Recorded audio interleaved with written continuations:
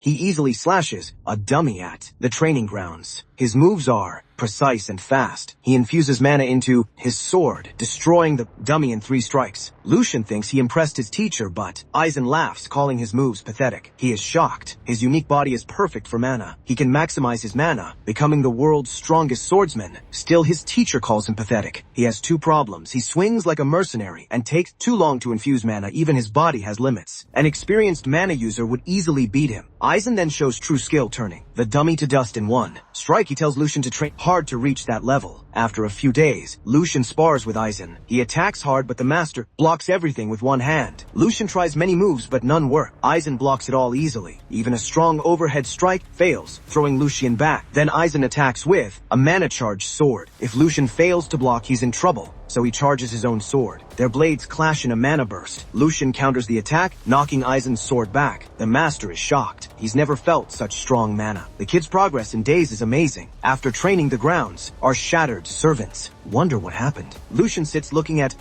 his shaking hands and broken wooden sword. He regrets one thing. Had this training as a mercenary, he wouldn't have died so badly. They say a mercenary who doesn't die is third-rate. Mercenaries get paid well to die for their masters. Every hired sword hears the same. To Jake, all nobles are alike. When desperate, they offer money, land, and titles. When things fail, they make excuses, blame others, and act righteous. Jake has heard many bad things from nobles, but nothing like this request. The commander's final order is simply suicide. As fan captain, Jake can only laugh. A low-class mercenary like him is expected to die honorably on a final mission. The army is crushed. The city burns. The castle falls. Rebels are already at the Crawford family's throat. There's nowhere left to run. Jake wants to leave and cut his losses. If the Empire's best commander gave up, why bother? It's sad to see the only good noble Jake knew end up like this. 69. Tomorrow, during the rebel attack, Jake and his men will protect the commander until the Crawfords flee. If that fails, Jake can run after the commander dies. Payment is a gem, enough to fund the Fang mercenaries for 3 years. Jake refuses. Smiling a lot doesn't make him an idiot. 70. This order makes his men human. Shields buying time for their masters. Everyone knows rebels won't spare the Fang's mercenaries. 78. The commander says otherwise, but it's a clear lie. To the rebels, Jake and his men are sworn foes. They earned that hatred during the war. 82. They hid his corpses, waited, then rose to kill from behind. Honor didn't matter, only results. Jake killed many commanders this way. That's why Crawford survived. Rebels likely want Jake's head more than Crawford's. The commander knows. 87. Jake and his men are perfect bait. When Jake refuses, the commander threatens to kill him and take control. 89. Facing the Empire's best knight, Jake prepares to fight. So, this is the honorable man now. No apology helps. This suits Jake. It's easier to kill a bad person than an honorable one. No regrets. His best bet is to give the commander's head to rebels and run. But the commander has plans for that.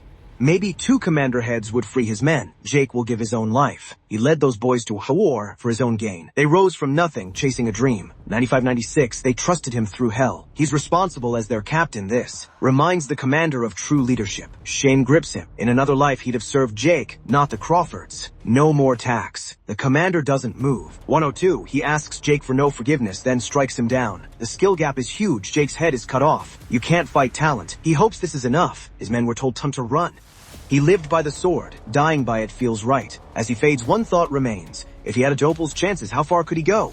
Then nothing. 107, 108, Jake wakes to a boy's frantic cries before he can think. A heart slap hits his cheek, waking him fully. A boy stands over him, crying real tears, calling him Master Lucian. He felt something was very wrong. First, his old scarred body is gone. Instead, he has a young master's body, fresh and clean. Second, who was this snotty kid who slapped him and cried so loud? The boy thought he died. The boy couldn't handle that. As a servant, he'd be killed and buried with his master. It would be a huge family tragedy. Jake didn't get what the guy was saying. Young master's servant's family, none of it was his life. He only remembered his bloody death. How was his head still on? His mind raced. He looked around and realized he was in a stranger's body. The stranger was a handsome boy. He admired himself in the mirror. On 26, his perfect looks showed his noble status. The room showed it belonged to a rich family's son. He searched foreign memories for info, finding his servant's name, Hans. 130. He asked Hans the year. It was Imperial. Year 845, 15 years before Jake died. 132, he was in the past. To avoid suspicion, he decided not to react to new info. First he had to act. He asked Hans if he wanted to die. That scared the boy. 136, how dare a servant touch his master? Asked the boy who he was, threateningly. 138, Hans bowed deeply, apologizing for disrespecting young master, Lucian Valdek, third son of House Valdek. Lucian knew the noble name at once. The Valdek family long supported the empire, a respected clan close to the emperor. 143, 144, they had power like the imperial family.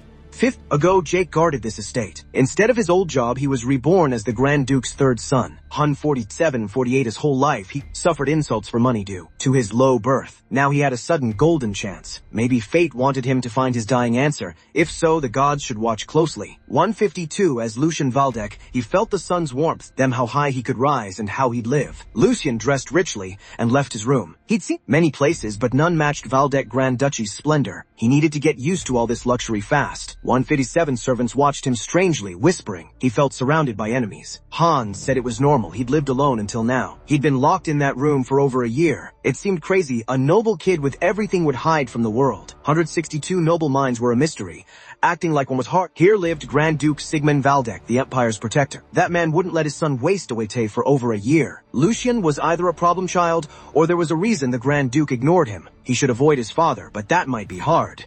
Head butler Edwin came to greet him. This man came to the castle as a child hostage from an enemy family. He was skilled and became Grand Duke Sigmund's right-hand man. Lucien must avoid this person most of all. He'd surely noticed someone acting like a commoner. Lucien has been alone for over a year. He decided to act like the commander, his killer, the most noble man he knew. Lucien smiled, thanked Edwin for his concern, and said he felt much better. He also came out to handle family matters he'd ignored. The head butler was stunned by his words. He was glad the young master was still the same. Luckily, Lucien's noble act worked. He tried to leave quickly, but Edwin stopped him. The Grand Duke wants to see his son. Lucien was quickly brought to his father's study. Grand Duke Sigmund is a very intense man. He's asking Lucien why he's still alive. Lucien was shocked by his father's rude question. The Duke planned to ignore his acts from the past year. He used his mother's death to avoid his noble duty, acting like a spoiled child. He crossed a line. He locked himself away, then tried to harm himself, not caring for his life. Hans's fussing and crying earlier seemed real. He wanted to say it was a misunderstanding, but his father was tired of excuses.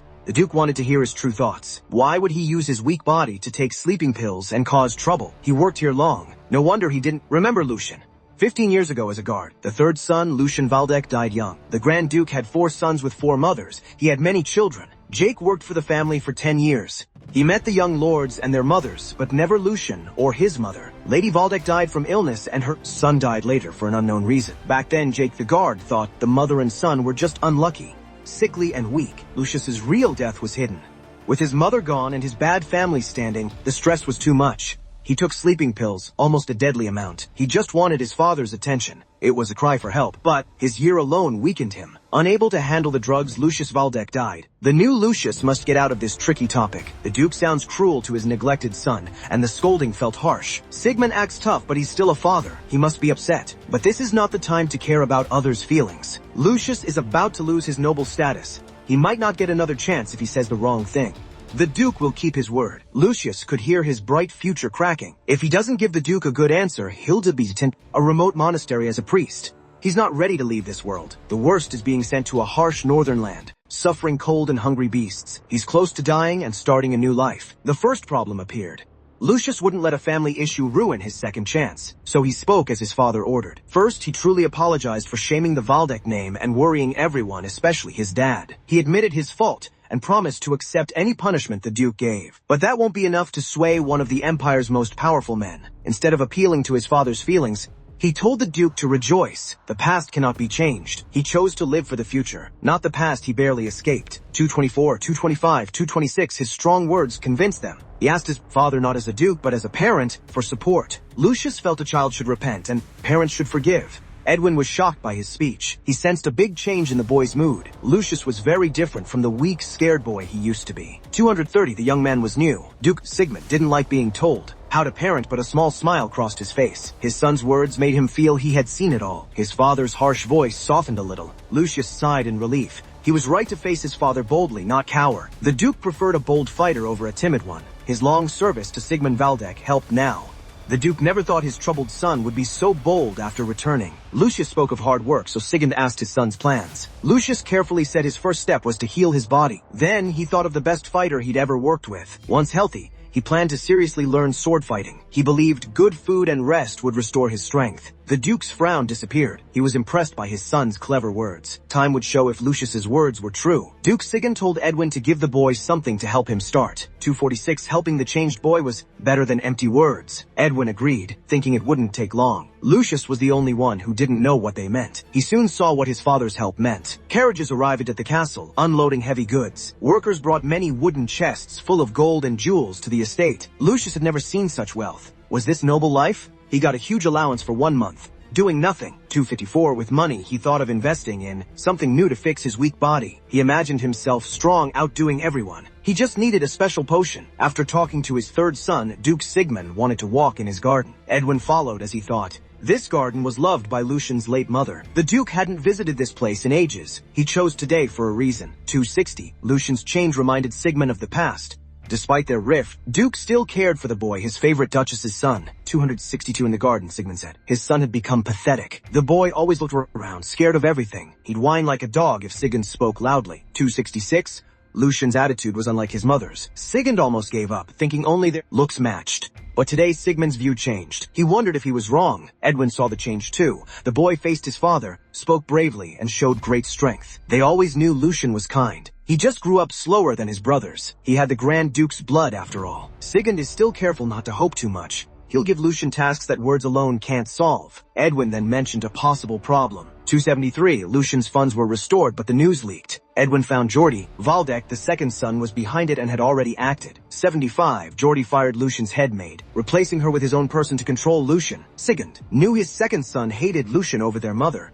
but his actions were troubling. 277 offered help, but the Grand Duke stopped him.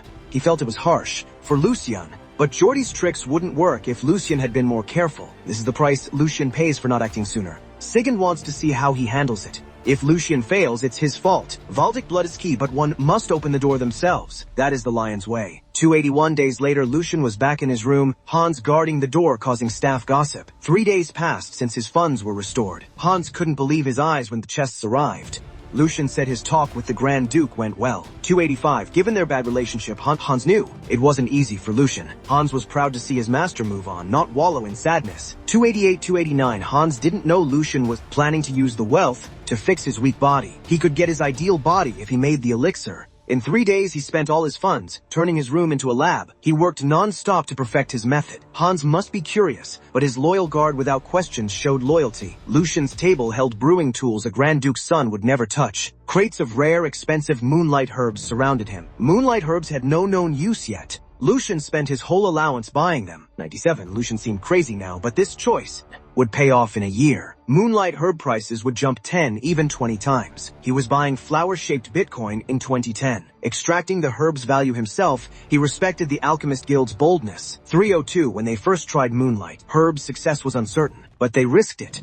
Gathering all Moonlight herbs in the Empire, they gambled everything. With the guild's future at stake, their boldness led to Nectar, a miracle elixir that shook the Empire, called the Drink of Gods. Calling it a god's drink made the church accuse the guild of blasphemy. 308. Once Nectar's power was known, people forgot the charges, wanting it. After 3 days, Lucian made a successful batch. Nectar defied a 1,000-year belief. A martial artist's potential was set at birth. An unbreakable law. Innate talent was fixed. One's body could never change. Nectar quickly shattered this common belief. One vial could turn a talentless person into a strong warrior. 314. His rushed version wasn't as strong as the original. He's no alchemist, just knows mass production.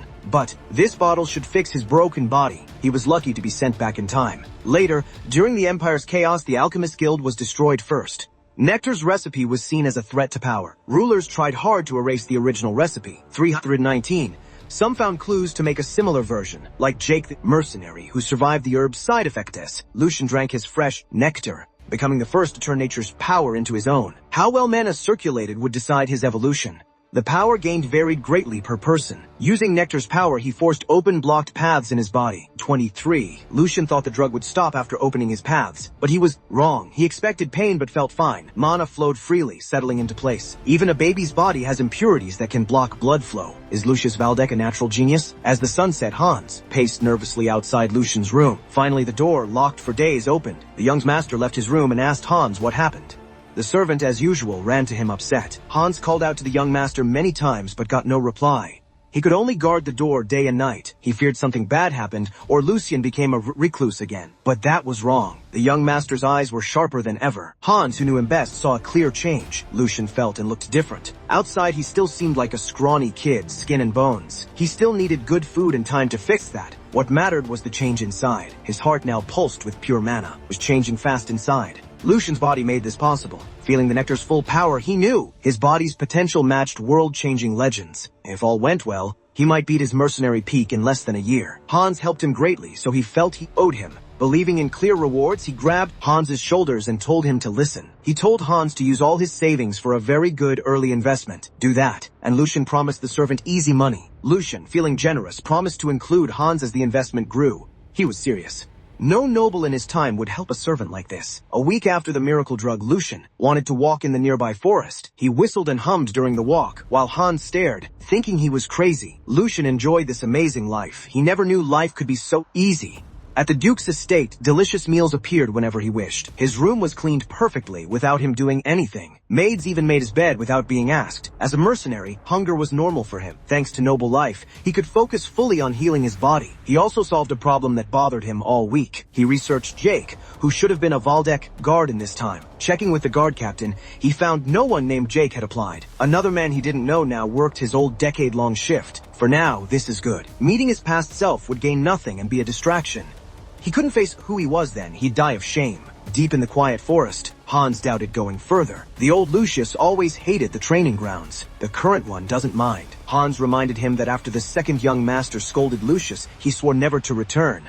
Hans's reaction showed what happened. Sword training was basic for a duke's child. His brother Jordi likely used the grounds to put him down during training. He terrified young Lucian, ensuring no rival would enter the training grounds again. It's clear why Jordi did this, but it's not a worry now. The past is past, it's time to face that fear. Hans just needs faith and to follow his master. The Valdek knights buzzed when the third young master came to their training grounds. A knight with a mustache was annoyed the Valdek brat dared enter the grounds. He saw this as a chance to remind the kid of his last visit. First, he sent someone to report the third son's arrival to the grounds overseer. Mustache will prepare a nice meal before the boss arrives. Lucian entered the facility and saw an amazing place. Racks held many spare weapons. No need to fear breaking them. The wide open space was perfect for serious movement. It's crazy this is just one person's private facility. If his boys trained here, some might have lived longer. The knight with the twirling mustache interrupted his thoughts. He showed sarcastic surprise at the third young master's arrival. Mustache reminded Lucian how Jordi shamed him last time. He called it a lamb chased by a wolf. The knight sneered, mocking Lucian for bringing a servant to warrior grounds. His name is Hendrik, and his introduction mocked Lucian. A year ago, Hendrik taught Lucian swordsmanship with the second master. He enjoyed it. Past Lucian felt differently. Hendrik, like his brother, made him fear swords. Current Lucian is very different from his past self. With this mustached man flaunting, things got interesting. Knights are usually seen as honorable and loyal. Born noble knights train in martial arts.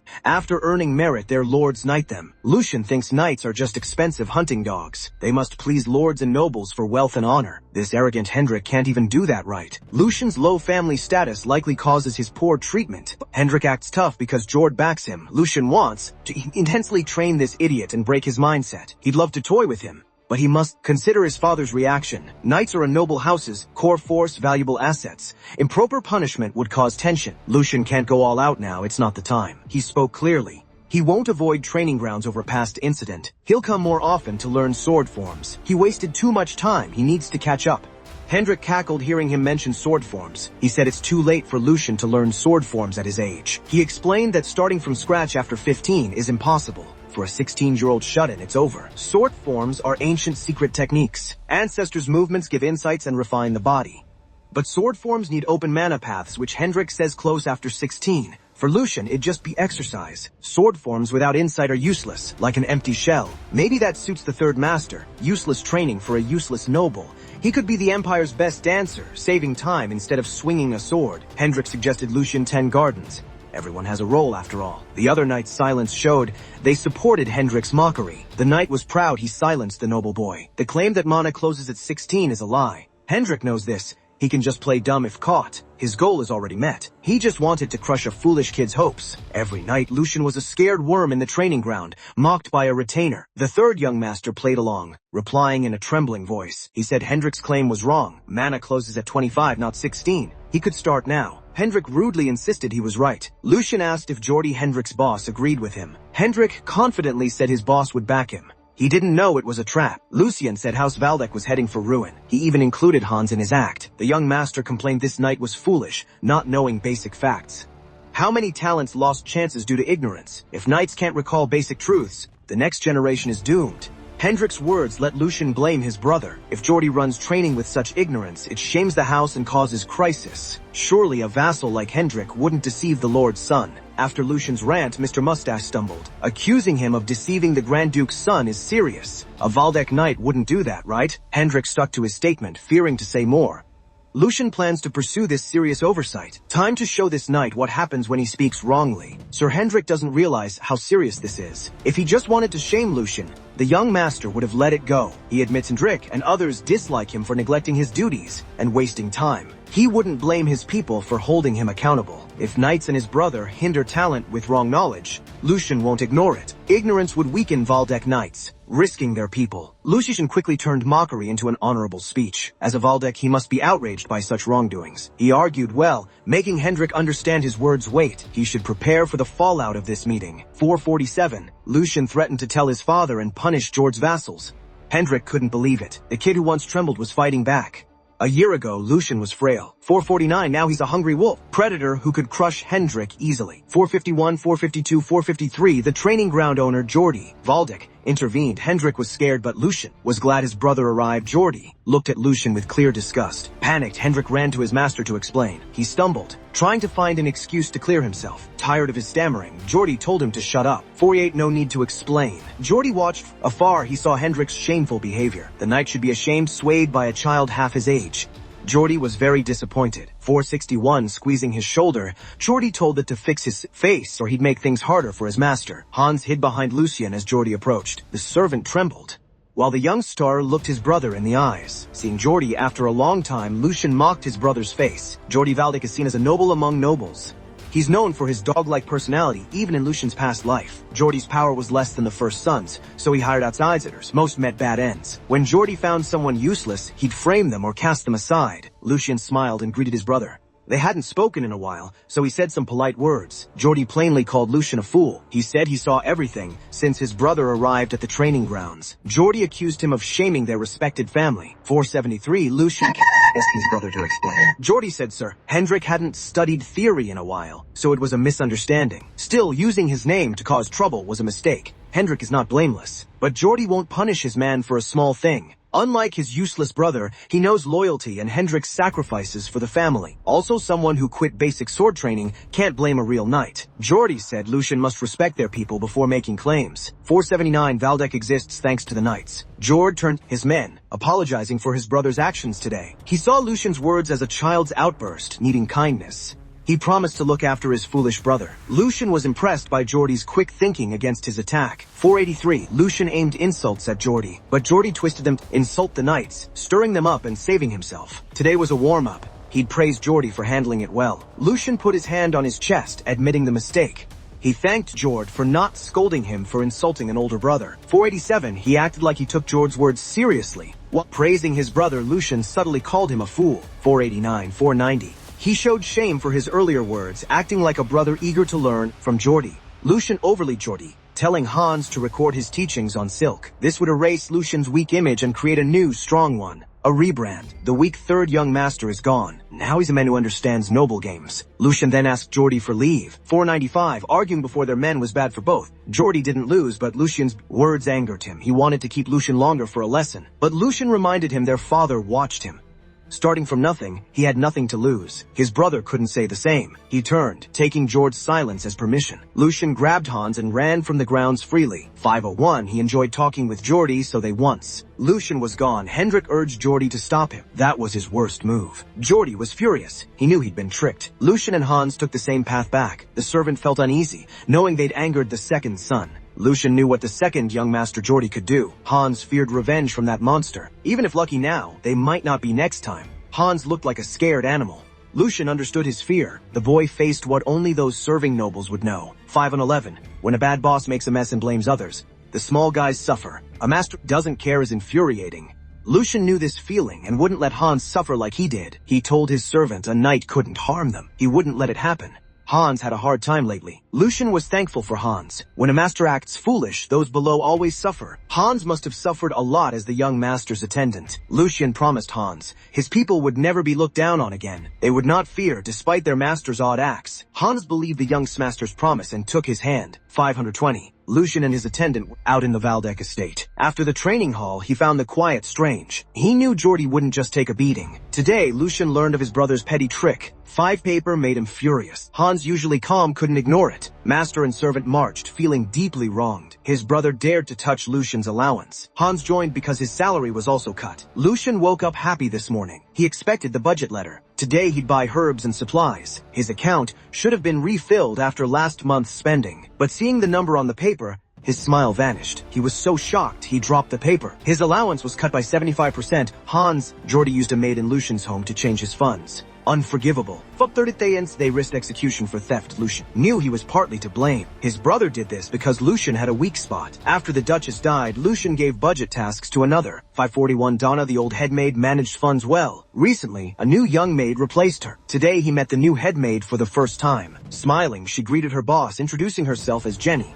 She'd wanted to meet him earlier, but Lucian had no plans to leave his room then. It's good his long time in bed is over. Hans disliked her tone with the young master. 548, Lucian agreed Jenny spoke fine today. He wanted to skip small talk. He came to the maid's room for urgent talks. To fix the money problem, he asked Jenny direct questions. He asked if she made the crazy budget plan. She held back a laugh. Jenny proudly said she wrote it all. She said Lucian gave full power to the old maid. She took over Dana's duties. Jenny felt confused by his questions, as she'd worked hard. The master was supposed to handle the budget himself. Lucian knew Jenny would use that excuse. His own neglect was partly to blame. He had to admit it couldn't be helped. 560, but something was wrong. The budget showed most funds went to servant salaries. His staff suffered from neglect, so he'll count the money lost as payment. If so, why was Hans's pay cut not raised? Even a child could see. This was a clear money attack by the young head maid. Jenny acted dumb, claiming a mistake. She blamed household struggles for the oversight. She asked her maids to say how overworked she was. They froze under her stare, showing Jenny controlled the house through her staff. With forced smiles, the maids quickly defended and praised Jenny. They promised to help the head maid better to avoid future mistakes. Lucian sighed in defeat and left with Hans. 571 Hans expected Lucian to fight back, but he didn't. Lucian owns the house, but others control his staff. Before leaving, Lucian asked Jenny one last question, hoping for a careful answer. He asked her directly who her master was. Jenny said she needed to ask Lord Jordy first. Lucian felt rotten parts must be cut out for the body to live. His heart was rotting. The cure might be in a tavern in Valdec's dark streets. Cloaked, the young master dragged Hans to a shady place, pretending to go fishing. 579, instead of open water, they entered a fight club full of gamblers. A ring in the tavern center hosted fights for patrons. Lucian thought this was the perfect place to fish. Maybe they'd catch a big one today. 584, he walked past the main event to the empty bar. The bartender saw him and warned him this place wasn't for kids. Lucian said a gambling den shouldn't be choosy about customers. What if he had money to gamble? The bartender's attitude changed fast. Lucian had reasons not to punish the head maid publicly. First, Jenny wasn't just an employee. She had strong support. She's the wet nurse's daughter who raised Jordy. He sees her as a sister. Hurting her would cause bigger trouble. Second, his annex's power structure was a total mess. Worse than he thought. His problem was beyond normal, needing a special fix. Lastly, his father, the Duke, was watching. He knew about the budget issues. Simply put, fixing his household chaos was another test. He'd show the Grand Duke and staff what he could do. 5-7 to start, he took his small allowance and gambled at the dingy den. His chips grew steadily as he played each hand perfectly. The dealer's fancy shuffling filled the hall. That was money returning to Lucian. Hours passed. He kept winning, growing his money. His table drew a crowd. He easily beat a veteran gambler. The veteran, a regular, couldn't believe a kid beat him. 604, Lucian talked a lot, annoying his foes. The veteran quit, knowing what stop. Hans was shocked. He never knew his master was a great gambler. With chips piled high, Lucian demanded a new, tougher opponent. He's not just winning money. He's here for something else. He knew his target would arrive soon. Hidden Den's door opened for a new challenger. Lucian was right. Time to catch the big fish. A big man entered, drawing all eyes. He had a scar. He apologized for not seeing the guest sooner. He introduced himself as Hugo, the manager. Hugo snapped his fingers. Dealers apologized, saying they had to close for the day. Staff politely let gamblers out, promising better service next time. Hugo's business would lose money, but it didn't matter now. As long as Lucian gambles in peace, it's worth it. Lucian was surprised Hugo knew him. but good instincts are key in this business. The man apologized again. Lucien said he just wanted to change, no harm done. Hugo praised Lucien's chips. No one had won so much in a long time. Hugo asked to be Lucien's next opponent, if he didn't mind. Lucien urged the big man to play. Hugo smiled, saying he was no match, but would show his tricks. Playing the manager would surely pass the time. Hans felt the man's pressure. He whispered to Lucien to cash out. They had enough money. Hans had a bad feeling about the scarred man. Knew this guy was serious. Hugo's eyes were especially rare. Lucien was glad Hans's years as a servant paid off. Hans's gut feeling was right. Black Shark Hugo smiled gently, but his name shook the underworld in Lucien's past life. He started in Valdek's dark alleys. He used his strength to defeat foes. With violence and clever plans, he became unstoppable. Black Shark Hugo quickly rose, dealing in smuggling and killings. He did any crime that paid. His harsh methods made him king of the night, ruling 5 territories. Later, he used the Empire's fall to gain power. He became a baron, adapting to chaos and a feared warlord. Now Black Shark Hugo is a rookie, but he's still very dangerous. Today, it's time to bait and catch a wild shark. Lucien suggested a card game. With no limits, Hugo agreed. He couldn't let the Valdek master get bored with small bets. Lucien happily agreed. He was glad to find someone who understood him. Hugo saw Lucien as a spoiled brat, tough only due to his family. A naive cub, unaware his words would trap him. Silence filled the room as the dealer dealt cards. He didn't expect the brat to win so much, but Hugo could use Lucien's winnings. He thought a kid drunk on winning would fall hard when losing. Hugo wanted to bleed the noble brat dry with each hand. Before playing, Lucien acted like he remembered something. Before they played for money, Lucien wanted to ask Hugo a question. They just met, but Lucien liked the criminal. You can judge a leader by their staff's mood. This gambling den is clearly illegal. Running such a large underground business is hard. If Hugo broke the law, the Valdek family would know. A purge would have happened. Hugo said he knows his place and is careful. Lucien is a Valdek, but he told Black Shark he's not uptight. Lucien asked directly when Hugo would start mass production. Black Shark didn't flinch, asking what the kid meant. Lucien mentioned the Vestra project, and Hugo's stomach dropped. The Valdek heir revealed he knew about Hugo's illegal drug. The truth shocked everyone. Even the guards at the door were surprised. Hans seemed the most stunned. Hugo dropped his cards, trying to think of a reply. He played dumb, but his stutter showed he was shaken. Lucien played with chips, repeating his accusation. With a sly smile, he added that Mark Logan hired Hugo. The drugs were made to spread illegal drugs in Valdek territory. He disliked the Marquis's cheap tricks. He felt noble families shouldn't cross certain lines. He asked Hugo if he agreed. Lucien saw this as a betrayal. Only Black Shark would dare such a crime in Valdek land. If he's caught, everyone linked to the Grand Duke would destroy him. The Grand Duke's forces would hunt him down. Hugo's mind raced. One wrong word meant death and exposure. The Valdek family is the worst enemy here. This secret wouldn't be known for 2 more years. Then the Grand Duke would learn of a new drug. Jake was sent to raid Black Shark's base. But they were too late. Hugo had fled, leaving no illegal traces. Lucien's past troubles were now useful. Despite the evidence, Hugo claimed a misunderstanding. He claimed he was just a poor gambling manager, never touching drugs. 679, he insisted a rival's lies to hurt him. He'd find the source. Since Hugo wouldn't budge, Lucien added more details. He asked if Hugo's rice mill was normal, and if the tunnel near the castle was just an escape route. Lucien asked again, is mass production starting soon? Hugo slumped in his chair, cornered. The kid knows about the fake store and secret passage. Excuses are useless. Cornered, Hugo thought of killing the Duke's son. His men drew hidden weapons. A noble kid with no guards is easy to kill. Lucien warned Black Shark to think. They were gambling with their lives. He told Hugo to think about his next move given his past. 690 Hugo dropped the idea of killing the Grand Duke's son. If caught, death would be a mercy. To save himself, he knelt, swallowing his pride. He sincerely begged to be spared the Grand Duke's anger. He knew why the young master came alone. If his family knew his crimes, he'd be dead. He'd do anything, Lucien asked, even act like a dog. Hugo's men lined up, bowing and pleading with their boss. This future powerful man was now so humbled. Lucien stood up. Having such a useful person, his side seemed good. He needed skilled help. Hugo vowed to obey his every word. Lucien knew Hugo was too good for that.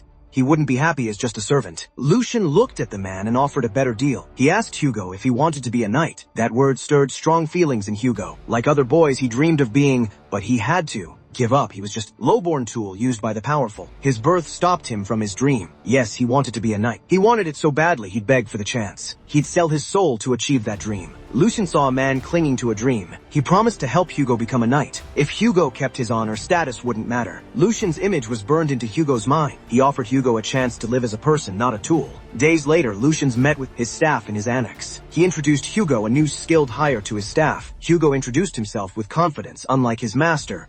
He looked forward to working, but his face scared the staff. The staff didn't know how to react. Lucian then ordered them to bring headmaid Jenny to his office. The butlers flinched at the young master's order. Lucian said the new hire should meet the headmaid. He just wanted to tell busy Jenny the news. His staff acted like they answered to Jenny, not him. The situation was bad. No one obeyed him. They saw Lucian as powerless. He needed a strong show of force to regain control. A butler stepped up, asking Lucian to consider their plight. Everyone knew Lord Geordie favored headmaid Jenny. She controlled the house and staff. The staff dared to protest their useless lord for causing trouble. They preferred the old days when the young master stayed in bed. Hans couldn't listen anymore.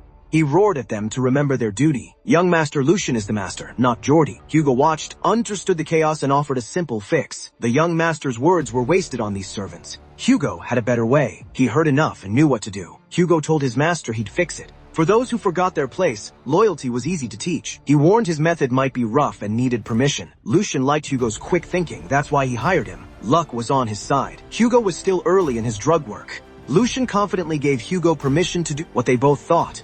He gave him the go-ahead to be as intense as needed. Hugo walked to the protesting butler, towering over him. Seeing Hugo up close would make anyone tremble. His huge size and sharp stare were too much. He looked like a criminal. The butler thought Lucian hired a street thug. He smugly offered advice to the big man, telling Hugo to pick the right side. The butler tried to scare Hugo with threats of George's cruelty. Servants thought Lucian had lost power. Surely this thug won't risk his life for money, right? Hugo found the butler's words pathetic. His fist hit the butler's face hard. One hit was enough to mess up his face. The punch sent the butler flying into the wall like a rag doll. Hans was shocked. Lucian was proud he hired such a strong man. Hugo walked to the butler's still body. One punch was enough to reset that guy with force. Other butlers yelled at the new hire for using violence. Hugo ignored their weak words. Hugo was good at dealing with difficult people.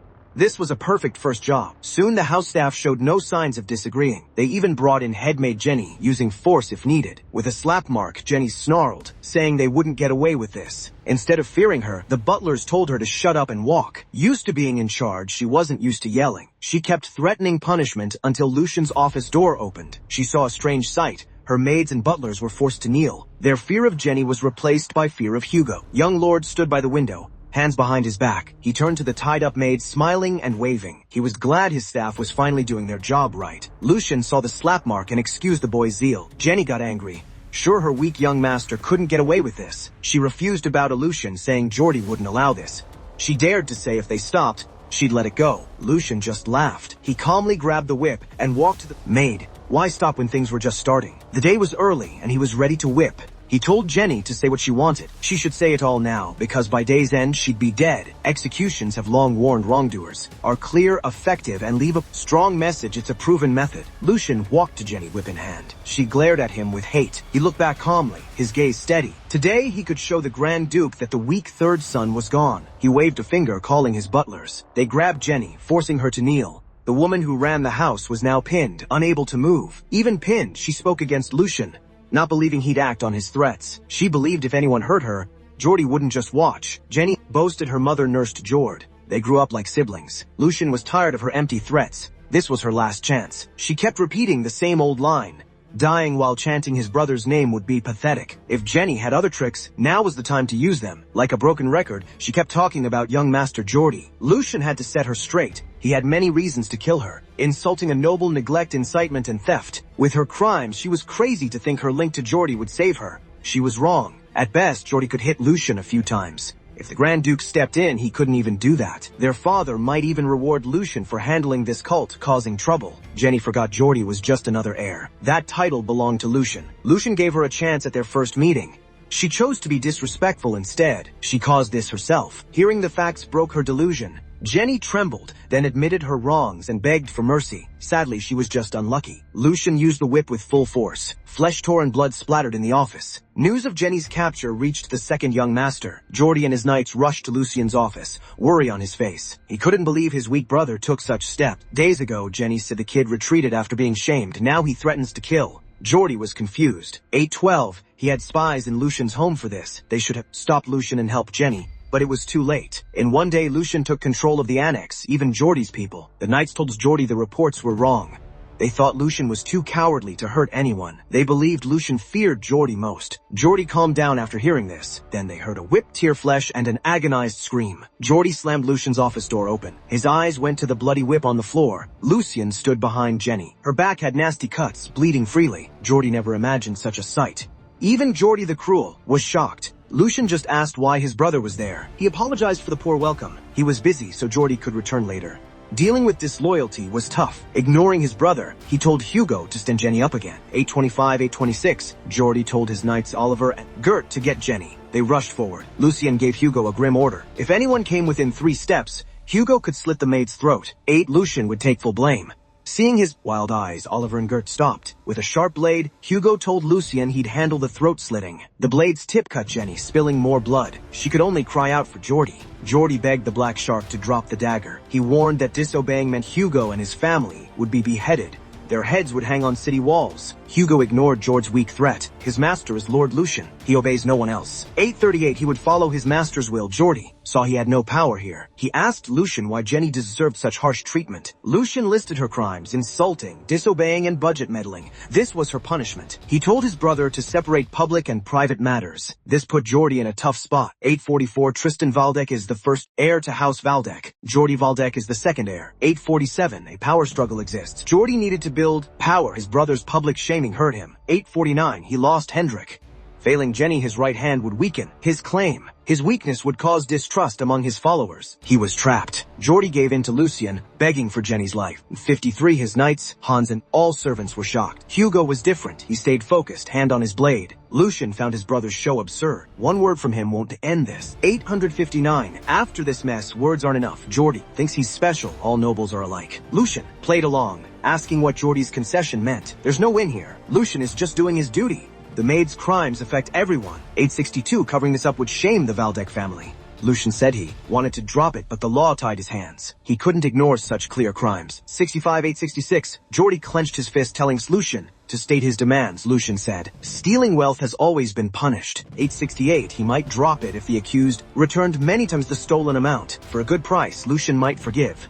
Geordie had to pay a huge sum. 871, after the K Valdek house returned to normal. Grand Duke Sigmund Valdek thought about his son's fight. 874, head butler Edwin reported what happened and how it ended. The Duke first checked if the report was true. Edwin verified the report, assuring Sigmund it was true. Geordie agreed to pay Lucian 10 times the stolen money. Edwin's report mentioned Lucian's new recruit, Hugo, who found all spies in Lucian's area. Lucian fully controlled his house, making it the most guarded place in the castle. 881, 882, 883, 884, 885. After Edwin's report, Grand Duke Sigmund called Lucian. Lucian came quickly. Sigmund assisted his son's changed gaze. 887, 888, 889, 890, 891. The Duke asked about the trouble. Lucian said he just taught servants respect, but shamed his brother. Sigmund warned. Geordie wouldn't forget. Lucian's insisted he only upheld noble order. 893, avoiding duty from fear would shame the Valdek. Name he chose to uphold their family's honor. 895, his father liked the answer. Duke warned Geordie would keep fighting. Lucian can fight back if that happens. 898, but don't damage the house or its name. Sigmund added he'd always side with Geordie. Lucian protested the clear bias. His father told him not to be surprised. Geordie can be quick, but he's a good leader who helps the family a lot. Lucian, however, wasted a whole year, gaining no credit. As family head, I must protect those who help the house. His words seemed harsh,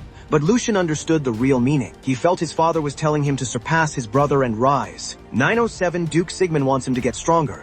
Help House Valdek, then he'll find answers. Lucian knew this man wanted to push him, to make him act faster. Such a clear statement means the family line will be set soon. 911, he was touched by his father's indirect advice. Rise. Above his brothers now. Are all fathers like this? Since the Duke worried so much, Lucian decided to help and gain favor. 9-4, he slid a paper onto his father's desk, showing his next plan. It was a very big plan. 919, the Duke read the paper.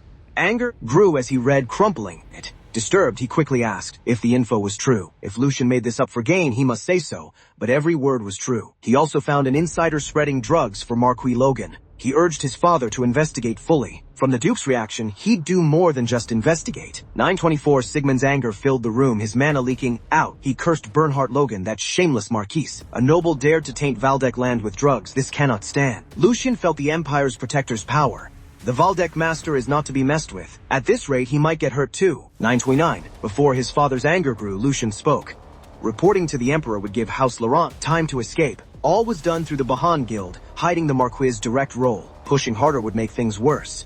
The Emperor fears conflicts, and the Empire would step in. Calmer now, Sigmund was impressed by his son's political insight. Lucian felt Marquis Logan would get off easy for his crime. Maybe just lose some money for daring to betray House Valdek. Shouldn't they at least cut off an arm? 9:36, after a moment, the Duke sat calming his feelings. He wanted to hear how the boy would handle this tricky problem. Luckily, Lucian was ready. He had a way to trap the Marquis. 9:40 uses an insider Hugo, who joined Hugo, though untitled, gained Logan's trust. Sigmund recalled hearing about him. He felt his son saw this coming. Using a traitor to trap them sounded good. The Marquis wouldn't expect betrayal from a loyal aide. Lucian made it seem like drug production was going well. 9:45, soon a key Logan figure must act. This plan, big political risks. Lucian's idea is good but flawed. 9:47, they're risking everything on one thing. A traitor. The Duke reminded him, people don't change. They cannot trust someone unreliable. Lucian argued he trusted not the man, but his strong desire. Hugo would do anything to be a knight, to be known empire-wide. He wants to make his mark in history. 9:53, they could trust a man who deeply wants a dream. Lucian would trust that dream as he was once a mad dreamer too. It's a personal reason. The Grand Duke didn't seem to like it. If things go wrong, Lucian will take the blame. His subordinate's mistake is his own. 9:57, he'd risk his life. Saw his son was serious. For now, he'll think about it. After Lucian recovers, he told him to go to the training ground. The Grand Duke found him worthy of the Lionheart sword. Lucian is now a candidate for family head. 963, that night, Sigyn told Edwin about Lucian, the head butler, apologized for the big mistake. 965, 966, the old man was ashamed of the evil in Kelheim, unknown to him. The Grand Duke took blame for Edwin focusing on borders. Edwin was already busy. Lucian found the problem just in time. Bernhard Logan hid his role. Well, the drug wasn't for profit, but to shame House Vald.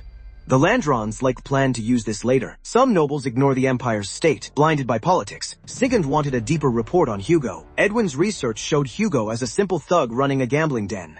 But he led a new group, taking over the underworld. 970. Hugo isn't one to serve others, making Lucian's control over him more amazing. Edwin saw this as Lucian's great growth, but the Grand Duke felt there was more to Lucian's change. Hugo thrived in the underworld, where cleverness and cruelty ruled. If he believed empty words about dreams, he'd be dead by now. That smart criminal must have seen Lucian's true worth as a lord. It's early, but Lucian keeps showing talent. Sigmund decided to open his path. 977. Tomorrow, the Grand Duke will teach the family's secret technique to the third son. Surzan will be his sword instructor, a name every swordsman in the Empire knows. 980, it's a shame to disturb the old man's peace, but teaching Lucian will be good for him too. It's time to bring Sir Eisen out of retirement. 983, news of Lucian's formal recognition as family head candidate reached his home. 985, Hans couldn't believe the young master, once a mess, had changed so much. The servant clung to Lucian like a child. 987, 988, Hugo picked him up easily. Despite differences, Hugo called Hans Senior. Hugo felt Lucian's talent made him a natural choice for Heir. Knowing their master's future path, he told Hans to act as Lucian's right-hand man. 992, 993, being called the young master's right-hand man made Hans happy. He grinned, saying he still lacked skills. With Hugo around, he wouldn't claim the title. Hugo flattered Hans, playing along with his modesty. Hugo's handling of Hans showed the value of an experienced person. 996, Lucian agreed with Hugo. Hans and Hugo heard the news first, from Lucien.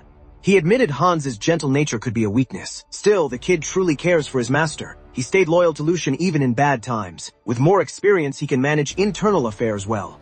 He'll be a more reliable guard. Hugo's skills are clear. Lucian just needs to make him a knight. Then Hugo's full skills will show. Hugo will be more valuable. Lucian's strongest fighter. For now, focus on quality, not quantity for his inner circle. Building his people up is how he'll win. With Lucian's new status, things will get much busier. 1004, he can't do it alone. But with these two, he can reach a better future. Hugo vowed not to fail him. His promise felt heavy. Hans also promised to be reliable. 1008, the next day, Lucian woke early, eager for the training grounds. Alone in the arena, he took in the view and feel. Lucian closed his eyes, thinking of his past life. Back then, he eagerly searched the continent for one thing. 1013, he went through tough areas to find ancient martial arts.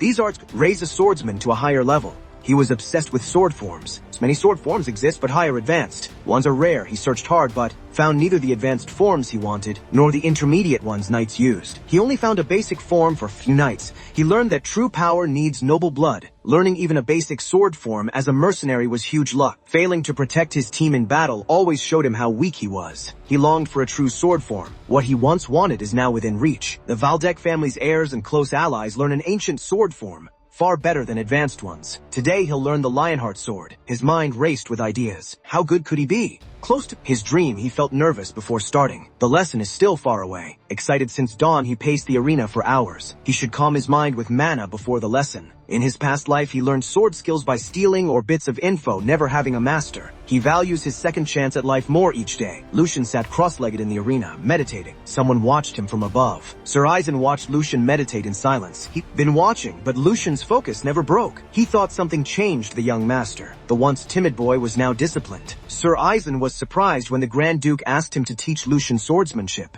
Duke Sigmund had almost given up on Lucian, but seeing him now, he's great value. The Duke offered the job as a small task for Eisen, trusted Sigmund's judgment for talent, but Lucian's mindset truly amazed the Duke. He couldn't explain it, but knew Sir Eisen would understand once he met Lucian. Now Sword Saint Eisenbrenner saw exactly what Sigmund meant. A Sword Saint is a superhuman, one of few who fully awaken their power.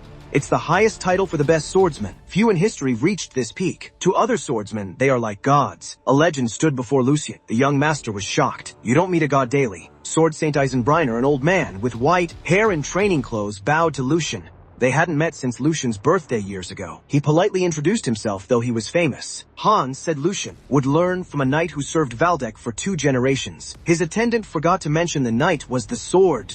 Lucian, holding back his excitement, bowed back, honored to learn from him. Eisen chuckled at the formal greeting. He said he was just an old man with an overblown title. Also, a future house head shouldn't bow so easily. Lucian replied that while he must keep his family's honor, he would always respect the Sword Saint. No matter their roles, Eisen deserved great respect. The kid's wide eyes made the old man feel awkward. He gave in, letting the young lord do as he wished. Their first training session began at once. Eisen told Lucian to run laps around the training ground. Before he finished speaking, the young lord was ready to run. He eagerly looked to his instructor for approval. Surprised by his eagerness, the old man told him to wait. Eisen wondered why the kid asked, "No questions.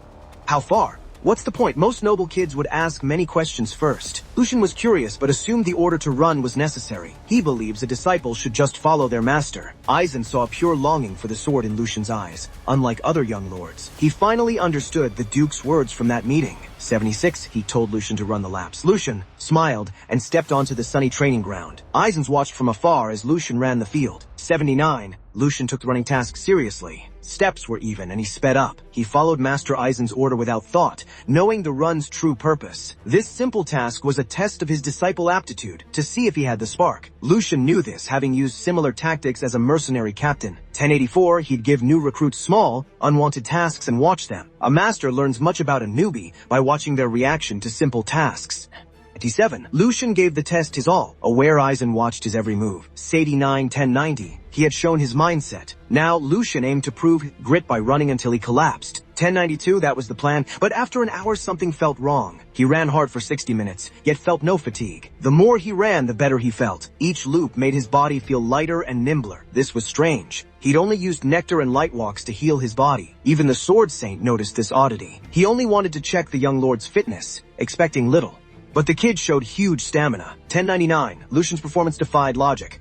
No sweat, calm breathing. Even trained knights couldn't match his composure. Watching from afar, the Sword Saint grew restless and realized something. The young lord was in a meditative trance before he arrived. 1103, to confirm his hunch, Master Eisen stepped in. He told Lucian to stop, ending the exercise. The young lord worried something was wrong, or he'd messed up. 1106, 1107, the Sword Saint glowed with mana. Eisen asked Lucian if his earlier exercise was mana circulation, not just meditation. 1109. Lucian confirmed the Sword Saint's guess. Uses mana circulation to clear his mind. 1111. With confirmation, Eisen asked to examine Lucian's body. He held the boy's hand, telling Lucian to stay still, even if he felt strange. 1114. Master Eisen expertly guided his mana into the young lord's wrist. 1116. This gave him access to the boy's mana paths. The exam lasted a long, uncomfortable time. The Sword Saint found the reason for Lucian's stamina.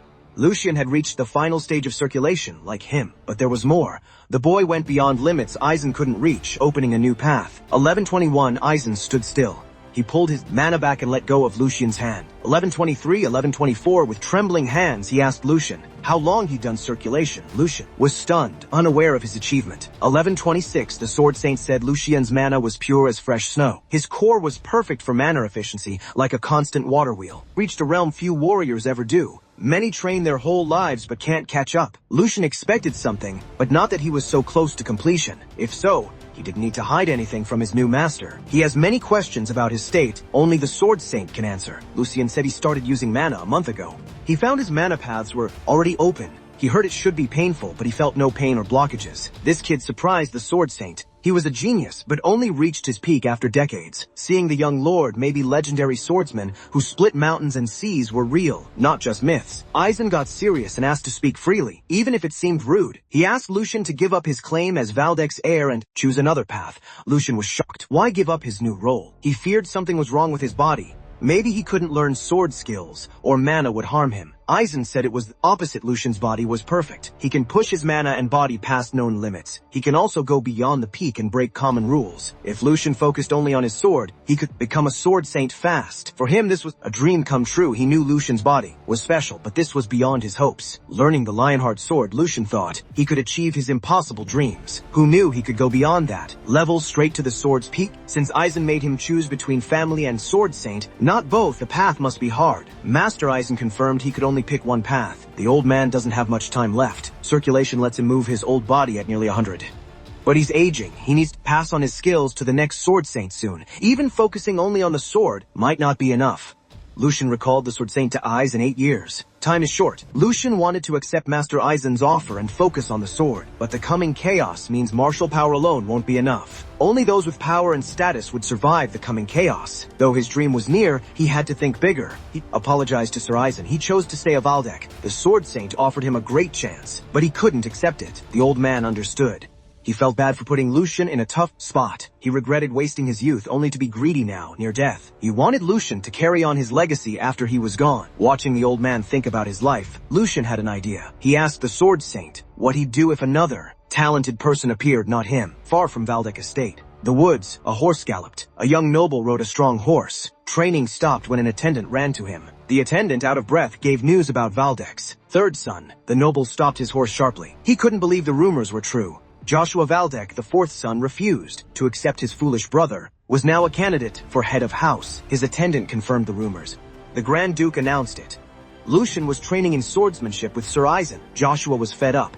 He always saw his brother as a pest. It was already hard to gain support with 2 older brothers. Now even neutral groups had a new choice. He wished Lucian stayed in his room. His attendant told him to be careful what he said. How could Joshua be calm when his small support could vanish anytime? It was bad enough calling Lucian his older brother. With only months between them, Lucian becoming an heir candidate pushed him over the edge. He needed a way to show his own skills. Since Lucian just started sword training, he'll need a sparring partner soon. He told his attendant to get 2 sharp swords. Joshua didn't want wood, he needed real steel. He'll show his weak brother nothing changed. Lil Bro thinks he's special. At the training grounds, Lucian tried to convince the sword saint about another disciple. Finding the right person might take time, but their talent would be worth the wait. He promised to find a student worthy of Sir Aizen's legacy, even in the future. The old man didn't want to burden the young lord. He was happy such a talented child thought highly of him. Sword Saint thanked the young lord for his words and offer. Lucian's idea likely sounded foolish to the veteran. Famous swordsman didn't impress him. Sir Aizen naturally doubted Lucian could find someone as skilled as himself. Though the Sword Saint refused, young lord planned to deliver. If Lucian's body was special enough for the Sword Saint, someone else could rival his power. He knew a man, small and untrained, who could kill many knights quickly. With pure skill, he became a battlefield legend, his sword tasting blood despite his weak start. Lucian respected the sword demon Felix. He planned to recruit Felix, believing he could become his strongest vassal under Sir Aizen. Lucian's own training couldn't wait. The Sword Saint gave him a wooden sword and a dummy. Before lessons, the old man wanted to see Lucian's skill. He had to hit the dummy. Vertical, horizontal, then diagonal. With his mana practice, it should be easy. For the last strike, the Sword Saint wanted a full-power, mana-infused killing blow. Holding a sword in his new body felt strange. He needed to control his strength. Luckily, the old Lucian had sword lessons as a child. He gripped the wooden sword, focusing on the dummy. His eyes sharpened, muscles tensed. He struck with raw power. Strong vertical, then a smooth horizontal, and finally a destructive diagonal strike. Next, he prepared the attack the Sword Saint wanted. Lucian put mana into the sword, making the wood like steel. His eyes precisely tracked the target. He glared at the wooden dummy. He swung the sword, beheading the dummy. From distance, the dummy's head hit the floor, silencing the arena. In 4 strikes, he impressed the Sword Saint. It took all his focus pushing his new body. He felt his output was lacking, but good for a beginner. Lucian wondered if Sir Aizen would be even tougher now. The old man stayed serious. With a chuckle, he said the young lord surprised him again. He called Lucian's performance pathetic. The young lord expected praise but got an insult. Sir Aizen didn't know why, but Lucian had many bad sword habits. He swung like a mercenary, desperate to survive, ignoring basic sword principles. He focused only on power and speed. His body and mana were unbalanced. This dulled his sword and left him open. He took too long to infuse mana for the final blow. About 2 seconds. This vulnerability was enough. An enemy to strike the Sword Saint needed even less time to kill him. Lucian's first lesson: seconds matter in a fight.